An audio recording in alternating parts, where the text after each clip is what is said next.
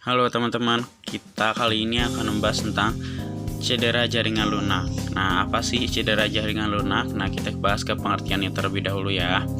Nah, di sini cedera jaringan lunak biasanya kita sebut itu dengan luka, yaitu terputusnya keutuhan jaringan lunak baik di luar maupun di dalam tubuh. Cedera yang melibatkan jaringan kulit otot, saraf, atau pembuluh darah akibat suatu ruda paksa. Nah, teman-teman biasanya akan mendengar kata ruda paksa. Jadi ruda paksa itu apa?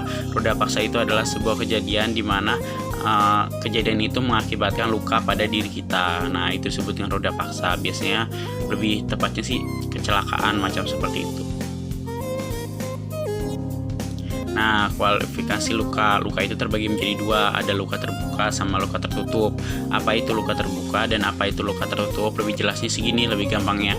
Luka terbuka itu luka yang darahnya kelihatan atau darahnya itu keluar, atau ada jaringan kulit yang kebuka sehingga darahnya keluar, itu disebut dengan luka terbuka. Nah, kalau luka tertutup itu lebih tepatnya tidak ada darah yang keluar. Darahnya bisa kelihatan, misalkan luka lebam, darahnya kan kelihatan tapi di dalam, makanya itu disebut dengan luka tertutup karena darahnya tidak keluar.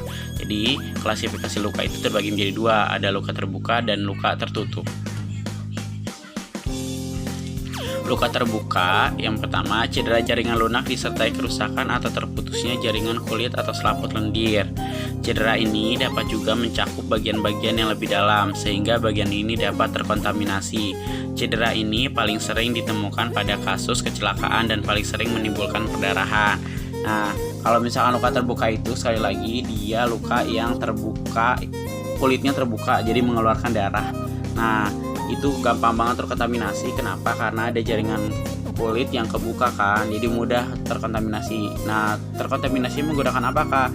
Itu bisa pakai debu, ya kan, bisa terkontaminasi oleh debu, oleh udara. Kita nggak tahu udara itu ada bakterinya atau enggak dan lain sebagainya. Makanya kalau kamu dapat luka terbuka itu harus dibersihin dengan baik dan langsung ditutup, jangan dibiarkan. Nah, jenis-jenis perdarahan. Perdarahan itu dibagi menjadi tiga, ada arteri, ada vena, sama ada kapiler. Bedanya apakah? Beda. Kalau arteri itu kamu bisa lihat di gambarnya kan kelihatan tuh. Pokoknya ciri-ciri arteri itu dia darahnya bisa menyemprot atau banyak. Nah, kalau vena, kalau pembuluh darah vena, kalau dia terjadi perdarahan, maka dia itu akan banyak deres tapi dia nggak nyemprot, dia akan lebih banyak ngalir. Nah, kalau kapiler itu dia lebih kecil. Kapiler itu kan jaringan terkecil pembuluh darah. Nah, biasanya kalau kapiler itu contohnya luka-luka gores, luka lecet. Nah, itu masuk kapiler. Nah, ini adalah jenis perdarahan. Jadi bagi tiga ya, ada arteri, vena, sama kapiler.